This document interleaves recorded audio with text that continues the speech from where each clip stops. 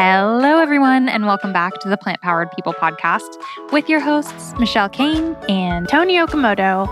Today on our episode, we're going to be talking about something a little bit different than we've done in the past. Usually when you think about plant-based, you think about food, but what about all the other stuff we use in our everyday lives, like makeup products, skincare, body care? And today we have someone who's really great. She's a friend of Michelle's. She is an expert in this space, and yeah, we're so excited to bring on Sunny Subramanian. Let's jump right in. Welcome to our show, Sunny. We're so happy to have you. Thank you. Thanks so much for having me on here. I adore you guys, and I'm super excited. I know it's always fun to have someone that I feel like is already a BFF from a long time come onto the show. This is my first time meeting Sunny, and I feel like I know you already from your blog and your videos, and through Michelle. Michelle actually shot your book.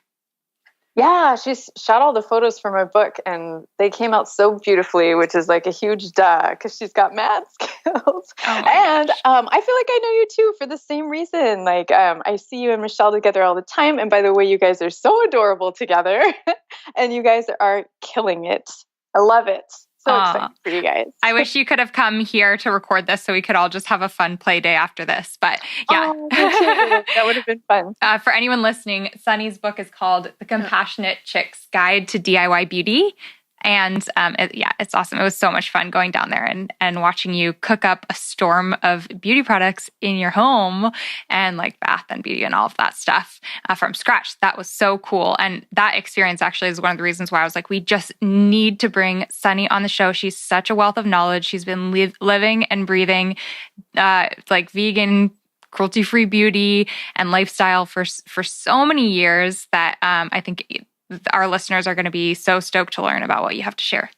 Oh, thank you. I appreciate it. But before we jump into all that goodness, can you tell us a little bit about yourself, about your blog, where you are, how you got into it? Sure. So I've been vegan since 2000, which is always like, oh God, people are going to do the math and realize I'm old AF, right? It's been 19 years. I'm based in Portland, Oregon. And I went vegan in college when I took a philosophy course in ethics, and I knew the professor was hardcore animal rightsy and played all the PETA videos. So I signed up for his class knowing that I'd be a convert, because I had always said I loved animals, but I ate them at the same time. And even though I knew that wasn't right, I needed to see it. I needed to be pushed in that direction, but the awareness was partially there. And sure enough, like I went vegan. I didn't even go vegetarian. I went straight into being vegan because he showed the videos about the dairy cows and whatnot. And I was like, holy moly, this I can't anymore. It's once you know, you can't unknow that stuff. So it's been a long journey. And in 2007, I started Vegan Beauty Review, my blog. And basically, I was just trying to fill a void. I went online, no joke, looking for vegan beauty blogs. And there were none. I was like, how is this possible? And on top of that, I was searching for vegan beauty products, looking for anything online. And it seems like 2007 was just a few years ago, but it's kind of a chunk of time ago. And it's insane how much stuff has changed. So it was like impossible to find vegan beauty products, to find reviews on vegan beauty products or a compilation of reviews. And I was like, this is just not right. So whatever, I'm going to start my own blog.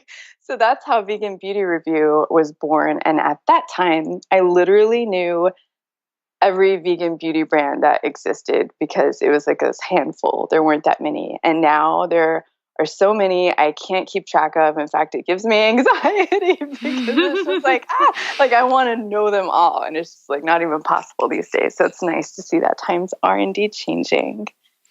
Yeah, it is crazy how much things are changing. And I remember I first learned about you through your blog, and I did the same thing when I started like trying to figure out what I could find DIY vegan beauty. Thank God you had probably come around and started blogging before I really got to that point in my own journey. And so your resource was there for me, Vegan Beauty Review. And it's always been kind of a trusted place that I could turn to find help in that direction. So that's been awesome.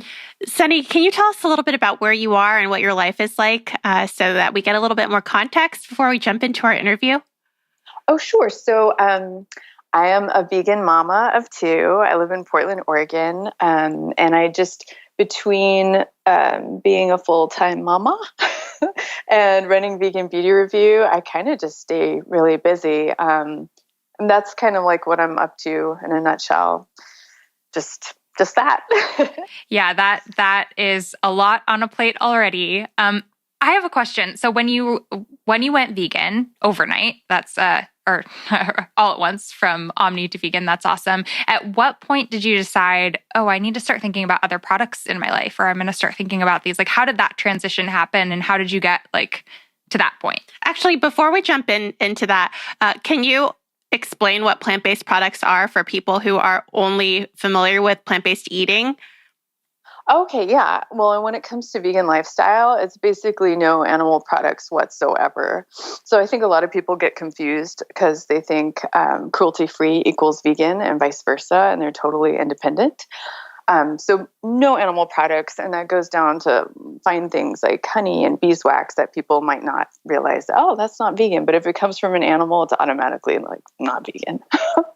So plant-based and vegan, those words are pretty synonymous, but cruelty-free and vegan are totally different, but there's a lot of overlap. So what is cruelty-free then? So cruelty-free just means a product hasn't been tested on animals, but it could be chock full of animal ingredients. And then vegan means there's no animal products, but it could be accidentally vegan, and it could be produced by a company that's notorious for animal testing. So it's really important to read ingredients and look for the logos that certify that it's vegan and cruelty-free, or else contact the company directly and verify that they are indeed vegan and cruelty-free. Yeah, definitely. And a lot of people in our audience listening, I know, are perhaps identify as plant-based and maybe not quite vegan, or their reasons are more for health than for maybe animals and environment. Like, people step into this lifestyle for all sorts of different reasons. And it's cool because the labels plant-based and vegan have benefits across the board. Like, oftentimes when you're finding vegan products, that is also going to mean that they're plant-based, plant-derived, and a lot more natural and healthful as well. Can you talk about some of kind of the health benefits of moving toward plant-based products outside of food? So I think that's another misconception too, that things that are vegan are also healthy, right? Just like Oreos are accidentally vegan, but they're not healthy. And I think in the beauty world, that's the case. There are a lot of vegan beauty brands that have a lower price point and are accessible and awesome, and I'm super grateful for them. But if you look at the ingredients, you're like, oh my God, these are not healthy at all. But I think there's a big shift in that world as well. Like, the clean beauty revolution is taking off, just like veganism is on the rise and exploding. I think companies are starting to produce greener products. So I think there's a lot of overlap when it comes to vegan and healthy as well in the beauty world.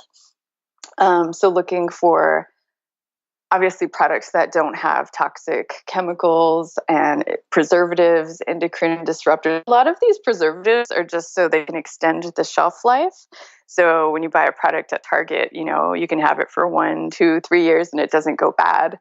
Whereas the more all-natural brands might only have a shelf life of 6 months. So you got to use it more quickly and repurchase it. But it's so much better for you, and you don't have to worry about carcinogens or messing with your hormones. And it's just like good, pure ingredients. So I feel like the health conscious people that are into, plant-based goods for health reasons should definitely look out for not just vegan and cruelty-free, but definitely non-toxic beauty, which I hope, revs up even more so over the years and becomes more of a standard.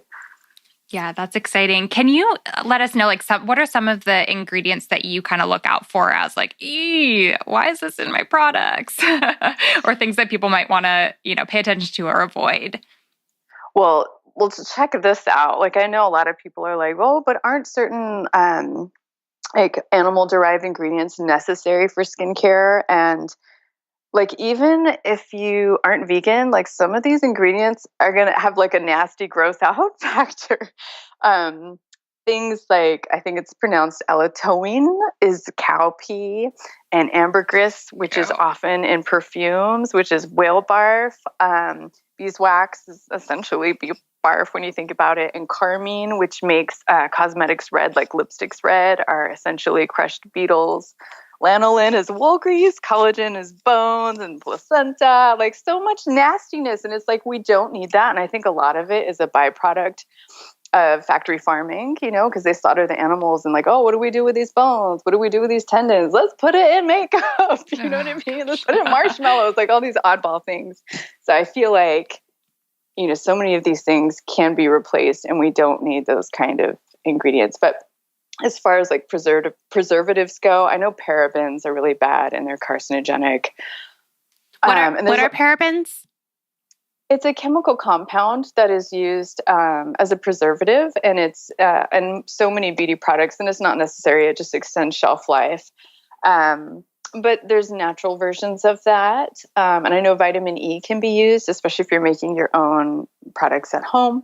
Yay. But I think in general, you just have to expect a shorter shelf life for the healthier stuff. And that's okay. Like, that's a big deal, I always see no parabens on my shampoo or conditioner. And I'm like, I have no idea what that means. And like probably a lot of our listeners, I'm vegan and I eat Oreos and I wear Target makeup. So I don't know a lot about this. I'm really fascinated about all the things that you're sharing because I'm vegan for animals and have not really dug into the more natural, but it does sound appealing to me. Yeah, I remember. Sorry. I know, all good. I remember when I first kind of started learning about parabens, and I think it happened from seeing paraben-free on labels. And so I was like, I need to look this up. And there was just, it's conflicting information out there about everything, of course, but it was enough to make me think, I don't really want to be smearing this on our body. What goes on our body goes in our body. And I was looking at the products that I was using at the time, and while many of them were cruelty-free, a lot of them had parabens. And so I was like, oh man, how am I going to find things to replace this? And yeah, that's when I turned to you, Sunny, in your blog. Oh, and do you have any, so like veganism, for many people who don't go into it overnight, like myself, where would you start? Like if somebody was like, okay, I don't want to give up my shampoo and my favorite scent, but I am interested in making one simple change. Where would you recommend people starting? So I'm a big, huge proponent of people doing it at a comfortable and sustainable pace. Like, granted, I did it overnight. This is probably not advice I would give to anyone else. You know what I mean? Definitely do it in baby steps or whatever feels comfortable to you. And like, if you still have, for instance, like people are like, I still have leather shoes or leather belts, or I just throw everything out. And it's like, you know what? You already have it. You might as well wear it till it's not usable anymore and then just start fresh. So if you have a favorite shampoo or you have this huge makeup stash that's not vegan, but you already bought it, like it's been done, like go ahead and use that up and enjoy it. And then slowly start to replace those to healthier alternatives, more conscious alternatives. And look for dupes, like you get advice from people or shop around and see what you like. Like, just because something's vegan and cruelty-free doesn't mean it's going to be inferior to a non-vegan and cruelty-free product, especially in today's age where there's a gazillion brands, beauty brands, and with the rising demand of more vegan stuff, like we just keep getting more and more options over time. So number one is just start at a comfortable pace and everything's going to be fine. Otherwise, you'll throw in the towel and be like, this is impossible. I can't do it. So that's awesome. What are some really accessible and maybe recognizable brands that identify as vegan or have lots of vegan options that people can look for and maybe even expect to find in normal mainstream stores these days? Yeah, and normal like Walmart and not Whole Foods, but if someone lives, like if someone lives in a rural area and still wants to move over to more natural, cruelty-free vegan products, which brands would those be? Well, I'm sure you guys recently heard that CoverGirl, right, is the first huge mainstream beauty brand to get Leaping Bunny certified, which I feel is a total game changer and shows that I feel like animal testing is going to be the end. Yeah. Maybe not super soon, but it's definitely in sight. They're currently working on a vegan list of products. So I can't wait to share that as soon as I get my hands on it. But they're a vegan-friendly company, and Elf is super vegan. Well, not vegan friendly. All of their stuff is vegan, cruelty-free, and like $1 to $3, or some of the eye palettes are a little bit more expensive, but super affordable. And you can find that at drugstores. I really like Wet and Wild. They're cruelty-free, super vegan-friendly, not exclusively vegan-friendly, but they're starting to put V's on their vegan products. And you can find everything from them, like eyeshadows, foundations. So it's nice that there's a price point for everything. There's vegan-friendly drugstore brands. And if you want something higher end, you could rock that method too. Pacifica is also great for skincare and love makeup. Pacifica. And love them, right? And their packaging is like, ooh, so deluxe. So beautiful. And they're available at Target, which, what's crazy is you walk into a Target, and this is like kind of recent, like not 10 years ago, but like much more recent. Like you walk in and they have like a green beauty aisle, and it keeps expanding and getting bigger and bigger. And it's makeup and skincare and hair care. And I like how they lump it all together, so you don't have to like fish for it. It's just all right there. And like, you can't get more accessible than Target, right? Yeah, definitely. And I feel like it's helping so much, when brands like Pacifica are putting vegan front and center and cruelty-free front and center on their packaging and their marketing. It's just like so a part of their brand. And same thing with Lush, right? Like they've been doing this for ages. They would do like advocacy demos about animal testing on the streets, and they donate to animal charities and causes. So it's really exciting seeing and supporting as a consumer the brands that are really taking a stand on these issues. Yeah, and I feel like it's clearly working because we are voting with our dollars, and they can see all the analytics as far as like who's buying what, or when people email like, how come this isn't cruelty free? And we just got to keep putting the pressure on that way. And more brands are going to convert to the good side. You know what I mean? It's just a matter of time.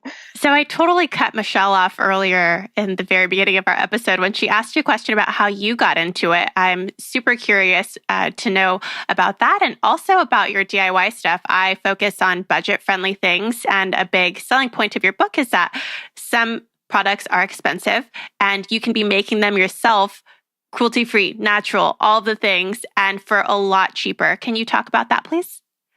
Yeah, so I've always been a skincare junkie, like since like inception. Like I've always loved beauty products. And it's so funny when I'm especially big into anti-aging stuff. And it's funny when something says, oh, this features argan oil or whatever, which is like this potent antioxidant beauty oil. And you look at the ingredients, and it could be like at the tail end, which means it has the smallest quantity out of like all the ingredients combined. And it's supposed to be the rock star ingredient. So I was like, well, why don't I just smear straight up argan oil all over my face and get maximum benefits out of that? And that way you're avoiding preservatives. It's lower cost, and it's one ingredient, and you know what's in it, and you know it's cruelty free.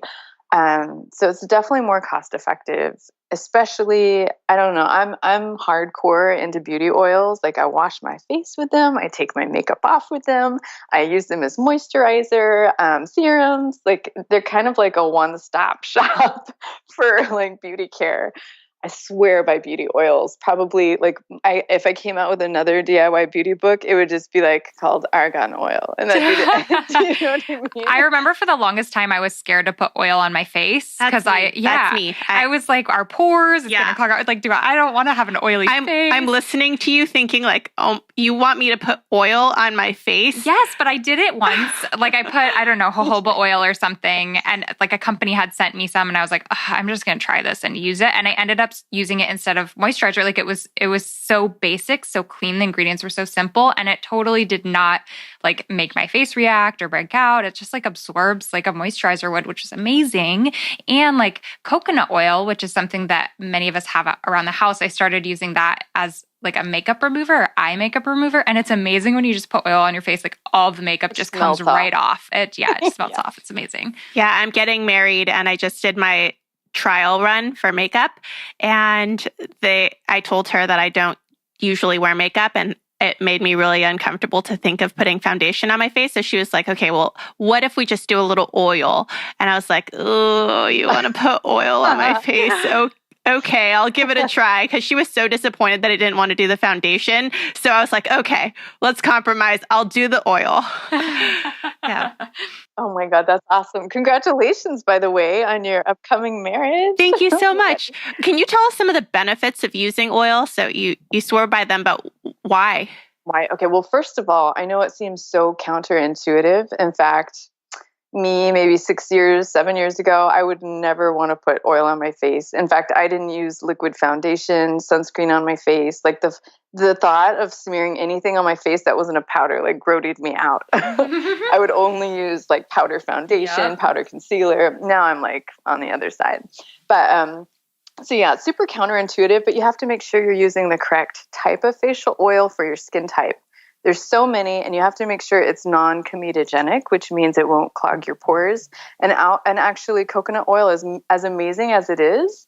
It's kind of iffy. It's like in the halfway mark as far as being comedogenic or not. Some people break out from it, some people don't. So if it works for you, that's great. I feel like removing your makeup's fine though, because I just put it on my eyes usually. It's like for mascara and stuff. But that's really good to know. I had no idea. And if you have acne-prone skin, castor oil is really good for that because it actually helps fight acne and it doesn't leave any like slick residue. There are oils when you put them on, it leaves that slick oiliness, and I know that doesn't feel good, especially if you put that on before night and then you rest your head on your pillow and you're like, I'm gonna make an oil stain. But then there's oils like argan and marula and grapeseed oil that are known as dry oils, where you put them on and they just like pretty much you rub them in and they're evaporated, like they're gone. Soft. You don't even soft. It's crazy. Your skin just feels amazing. Which of those oils are cheaper? Like if someone doesn't have a lot of money, which of those would you recommend on the cheaper side? On the cheaper side, well, coconut oil is definitely accessible and cheaper if it works for your skin type. I have noticed that Trader Joe's sells jojoba oil. I think that's the only beauty oil they have. So it's definitely cheap if you buy it from Trader Joe's. And if you go on Amazon, like there's, you can always check the different price points. The more expensive ones I know are, avocado oil, which is great for anti-aging, but definitely leaves that kind of slick feeling, and rosehip seed oil, which is also amazing for anti-aging. I think the most expensive is maybe carrot seed oil, which never even heard of that. What's crazy is it acts as a natural sunscreen. It has like a ridiculously high SPF, like something, I don't know, like 45 or 50, something insane like that. Super expensive though, but it fights wrinkles, good stuff like that. So yeah, coconut, jojoba, maybe grapeseed oil, which, it's nice that you can use it on your face and then you could like cook with it afterwards. Sunny, before you were vegan, were you as into skincare products as when you became vegan? Were you always this enthusiastic about it? I've always been a beauty junkie, specifically skincare, like even more than makeup. When I was young, like I always joke that I've been into anti-aging stuff since I was in my mom's belly, because like placenta, I remember after I gave birth to my first child, my midwife, she smeared some of my placenta goo on my face. And I was like, what are you doing, woman? And she's like, this is the best anti-wrinkle cream you will ever try. Like, oh my God, that's amazing. You're like, how can I bottle the rest of this up? Did you eat your placenta, Sunny? But yeah, when I was growing up, even when I remember being like 6 years old, 7 years old, and my mom always had these like beauty capsules with oils in it. I think it was oil of Olay, maybe. I don't know. But I would totally dip into her stash as like a 6-year-old, not having wrinkles, obviously, but just like fascinated with skincare because she had so much of it and she always had like the really nice stuff. So I always played around with her stuff. I don't think she knew that.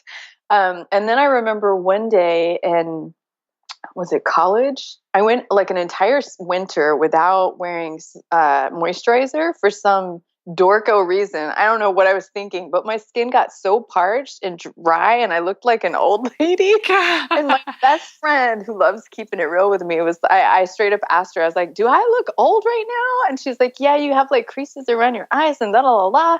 And I went to the grocery store and I bought like every anti-wrinkle cream I could find. And it wasn't even about that. It was just like I needed to moisturize like on a daily basis, which by the way, is my number one beauty tip.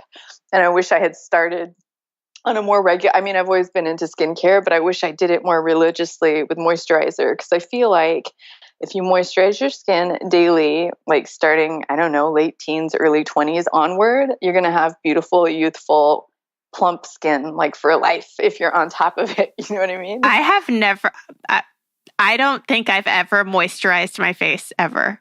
I also am the worst. Your face and you have gorgeous skin. And the fact that you don't wear makeup or you don't like foundation, like I'm so envious. I'm so jealous. You just have naturally amazing skin. Thank you. Yeah, I used to at work, I would sit with my space heater on I was such a freeze baby. And so I was always cold. And I put my space heater on my desk and it was pointed right at my face. And my boss, Steve, would walk by. Actually, Sunny, you know Steve, would walk by and be like, Michelle, your skin is going to be awful when you get older, because I was just like drying out my face. But I have naturally pretty dry skin. So I do like need to use moisturizer. So I have like. But you don't? I do. Oh, you do? Oh, yeah. Every time I get out of the shower, I have to put some sort of moisturizer on my face or it'll get like dry and peely and weird. It's the best time to do it. So it's always peely. Yeah, well, there you go. Moisturizer. So, okay. Oils are awesome. And I'm sure you have lots of resources and we can link that in the show notes if people want to kind of dive into that more. I'm curious also, digging a little bit deeper into the DIY beauty space. What are like some of the coolest, easiest, most accessible, like where would you recommend people start with that? What are some really cool, simple things people can make on their own? I mean, I would just start with stuff you already have in the kitchen, because I know you could go on Amazon and get some of the more obscure ingredients. But if you have sugar and oils and salts, and because you can make body scrubs and lip scrubs and moisturizers, like just with like a few simple ingredients. But to make like a lip and body scrub, it's literally just salt or sugar, and oil. You know what I mean? And then you can jazz it up with some essential oil and petals and decorate it however you want. Is there a link on your website of like one resource that you recommend for like the best, easiest DIY makeup? Her book. Well, yeah. One thing that we could... You know, I think I do have a link to like the super basics. Like if you're starting out and you're a noob, like get this list. Like I think I have a list of accessible ingredients. I think I do have that on there. It's been a while since I posted that one, but I'll try to hunt that one down. One thing that I remember distinctly from my week with you when we were photographing your book was the bath bombs, which in my head, I was thinking, this is so ridiculous. People are charging like $9 for a bath bomb that you use once. Like you could totally make this easily at home. And like, it was such a challenge to perfect that recipe. Yeah. It's crazy. You know what? I think I've come up with a much easier and simpler recipe for bath bombs that I've been using lately. That's like only 3 ingredients and way simpler to make. In fact, I was going to do like a quick tutorial on that. But yeah, it's so much, it's crazy when you think about it. Like a bath bomb, I mean, Lush is like fancy and luxe and such a treat, but like you can spend like, how much is a Lush bath bomb? Like $5 or yeah. It's crazy. Or you can spend like 50 cents. So yeah, bath salts are also really easy to make. You just need Epsom salt, and if you have pink Himalayan salt. So like bath salts are easy to make. Bath bombs are surprisingly easy to make if you take away the Michelle Sunny experience that we have. I swear, I'll have to send you a link to a much simpler recipe. I was like, I must have been on crack when I came up with that one. But yeah, that and scrubs are super easy, and moisturizers. I mean, you could use double boilers and melt down waxes and oils to make a moisturizer, or you could just use oils. Like you don't have to be complicated. You know what I mean? Yeah. So it just depends on what you want to make. Lip balms are really easy to make. I'm trying to think of the things that most people use. And like when I first went vegan, the things that I was like, how am I going to replace this? And one of them was lip balms, because those are traditionally made with beeswax or other, non-plant-based ingredients. And at the time, there were so few options for that. But now, like, yeah, you can make your own. But there's also brands like Crazy Rumors and Hurrah and all sorts of, like it seems like, and Pacifica, like so many brands now make plant-based lip balms, which is exciting. And even soap. Like I remember when I learned that soap often contains animal products. Yeah. which I was like, what? Blown away by. But again, it's easy to find plant-based. So it's just for a lot of these things, it's now that everything's so accessible, it's just about tuning into just take the moment to think about it at the store. Pick up the two options in front of you that both are equally enticing and choose the one that's plant-based.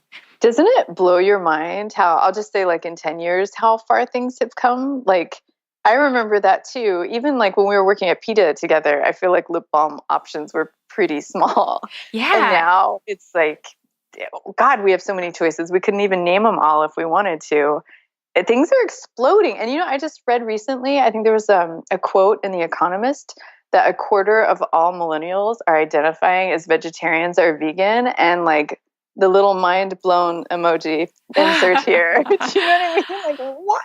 Yeah, it's so cool. So easy. That's insane to me. Because I remember, I think when I went vegan in 2000, it was like less than 1% of the world population was vegan. And it was so nominal and teeny tiny, and like, yeah, it's a good time to be vegan. It's very exciting. And it's never been easier because it's got so much momentum. Like the types of alternatives and options we have available, there really is no excuse. Like back in the day, it was challenging. It took more work, but now it's so crazy easy. So easy. So as we've mentioned, there are people from all walks of life listening to this from all over, and it's a super judgment-free zone. So if someone is just hearing about this for the first time in this episode, where would you send them? Obviously, your blog, but is there a special place? Do you have resources that helped you or help you still? And we'll definitely be plugging your book. But in addition to your book, what is good? Oh, well, I would totally point to you guys with the plant-based on a budget. I feel like that's really handy for people because there's this misconception that vegan lifestyle, is expensive. And of course, vegan.com, right? I don't know. There's just so many. And Michelle, your website, God, there's so many good ones out there. And I feel like nowadays, even if you walk into a Target, they have a plant-based section in their frozen section. So you can find products like Gardein and Amy's and Boca. Oh my God, you guys, Walmart. I was in Walmart the other day, and I'm grateful this is a judgment-free zone, right? Oh yeah, we talk about Walmart all the time. Okay. And have you guys tried Alpha burritos? Yes, delicious. Oh my God, I'm gonna cry. I'm so emotional right now. Those are my favorite burritos, even more so than restaurant burritos. They have Philly cheesesteaks and this Mexicali one, and it's got the faux meat and the cheese, and they just melt so beautifully and are so flavorful. And I think they're $1.49 at Walmart. I don't know. It just blew my mind. But you can buy veggie dogs there, burgers, obviously the burritos. I don't know. It's accessible everywhere. So my advice to a newbie would be go to the stores you already shop at, and chances are they'll have some options there. But there's so many resources online as well. Obviously just Google search or Amazon, go to Amazon. If you live in a super rural place that doesn't have a lot of grocery stores, but Amazon delivers to your house, just type in vegan in the search and you'll find lots of good stuff there. God bless the internet, right? God, yes. Yeah. Everyone is right there at our fingertips. And Sunny, I love how on your website you have compiled not only the most epic list of 100% vegan beauty brands, but you also kind of clump together cruelty-free bath and body, cruelty-free hair care, cruelty-free makeup, cruelty-free fragrances, all of those things. So it's such a great, for someone who's just stepping into, say you want to change up your shampoo or something specific, that's a great place to go to see all of the brands there available to you. And if anything, it would probably just create overwhelm because there's so many options. I know, right? Yeah, that's super helpful. And then also shout out to Vegan Cuts, which I work with as well, but they do a vegan beauty box. And there's actually a lot of subscription boxes. I'd be curious to hear your thoughts on those and your favorites, but that people can subscribe to get a box of, 5 or 10 cruelty-free vegan beauty products delivered to your doorstep every month. And then that way you can explore kind of sample sizes or get to know different companies and brands. And it seems like a great opportunity, at least it was for me as I was first stepping into the space, to kind of get to know what's out there. Oh my God, I love that idea. Yeah, definitely. Subscription boxes are a great way to discover things. And I feel like even though I've been in the vegan scene for a really long time, like so many of those brands are new to me, in the beauty box and the snack box. I'm like, where can I buy this? Like I always have to, like if I'm eating a snack from there or a beauty product, I'm trying it on and I love it, I have to take a photo to remind myself to Google it later to find out where I can buy it. Because there's so much new stuff. Like it never gets old, and I love that there's so many options out there. And by the way, even though I'm a beauty blogger, like the Vegan Cut snack box is my all-time favorite. Yay! Just because I'm obsessed with food and snacks. That's awesome. And I'm like, I've got my fill of beauty products, but yes, oh my gosh. And it's so affordable, I feel like. And you don't have to pay for shipping. And I know I totally sound like a Vegan Cuts ad right now. I'm a big fan. Yeah, it's like a Christmas present on your doorstep. And then you also get to kind of learn about the space. What are some of your other favorite subscription boxes that are vegan beauty related? Like Petit Vu does one, right? And I saw Ivana Lynch now has one. Oh yeah. Yeah. What is like the Kind box or something? So yeah, Petit Vu is really good. Vegan Cuts is awesome. There's one called Clover Box, which is cool. And just vegan lifestyle in general. Vegan Cuts, the peeps at Vegan Cuts came out with but like a while. The Goddess Provisions. I feel like the Vegan Cut snack box and Goddess Provisions are like my all-time favorites. Yeah, they were like the original. Like the Vegan Cuts is the original vegan box, so gotta show love. And then the Ivana Lynch and also Daniela Monet teamed up together and they created the Kinder Beauty Box, which is brand new. Yeah, I think it just launched like last month, right? So it's really exciting. And if you follow those girls actually on Instagram, that's a great place through their stories that they're kind of starting to talk about vegan and plant-based beauty. So those are great resources as well. And that's at kinderbeauty.com. How amazing is that? And I know this is a little sidetrack, but with Beyonce, like urging her fans to go vegan and Miley Cyrus being super outspoken about vegan and these lovely ladies creating a cruelty-free vegan box, like, whoa. So cool. So exciting.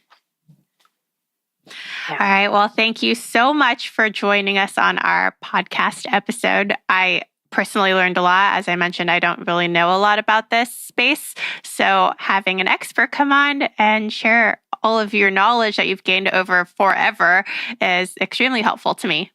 Yeah, I feel like I could talk to you for days. I want to talk to you about like specific, like what's your favorite mascara? What's your favorite XYZ? But I know all those resources are out there and we will link for everybody in the show notes, all of that. Thank you so much, Sunny. Is there anything else you want to share with the people? Yeah, where can we find you? Thanks, you guys. So yeah, my blog is veganbeautyreview.com. And social, I'm most probably active on Instagram, which is, at Vegan Beauty Review. But I'm also on Twitter, vegan_beauty, and Facebook, yada, yada, yada. But yeah, that's it. I had so much fun, you guys. This is amazing. And I wish we could hang out and chat too about not just beauty stuff, but just hang. We're going to make that happen. Trip to Portland. Yes, please visit. Yes. All right. Thank you so much. Thank you, Sunny. Okay. Bye, you guys. Mwah. Bye. That was so awesome. I learned a lot, as I mentioned in the episode. I'm not really very well informed about this issue. I have purchased the cheapest. I'm the person who's buying makeup at Target for $1, and it works just fine. It is vegan and cruelty-free, so I have been comfortable with that. But now I'm going to go look into some of the resources that Sunny mentioned. Yeah, and as we mentioned, you can find everything she mentioned over in the show notes at plantpoweredpodcast.com. And we'd also so love your support if you've been loving this podcast and want to see it around well into the future. We do have a Patreon page where you can support the show. It's patreon.com/plantpoweredpeople. And if you head over there, you can make a monthly contribution to help us keep this alive. We would so love that. It would mean the world to us. And it really is helpful in paying for the expenses and helping to cover all that goes in to the show. We hope you enjoyed this episode as much as we did. We love Sunny and just found it really valuable. So we hope that you loved it, and we will catch you in the next one. Bye. Bye.